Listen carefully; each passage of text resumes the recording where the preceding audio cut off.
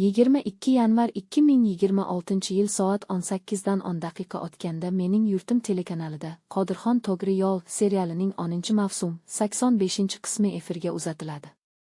Bu loyiha allaqachon oddiy serial doirasidan chiqib, hayotiy tanlovlar va mas'uliyat haqida chuqur hikoyaga aylangan.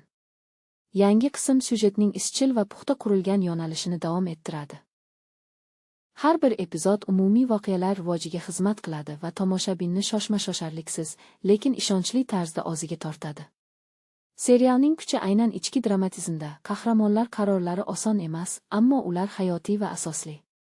Qodirxon obrazi mavsumdan mavsumga yanada murakkablashib boradi. U mukammal qahramon sifatida emas, balki xatolar qiladigan, o'ylaydigan va o'z yo'lini izlaydigan inson sifatida ko'rsatiladi. Shu sababli uning hikoyasi samimiy va ishonarli chiqadi. Tasviriy yechimlar ham yuqori saviyada, sokin ranglar, aniq kadrlar va muvozanatli ritm serialning umumiy kayfiyatini boyitadi. Qodirxon Togri Yo'l bugungi kunda ham mazmun, sifat va badiiy yondashuv jihatidan o'zbek seriallari orasida mustahkam o'rnini saqlab kelmoqda.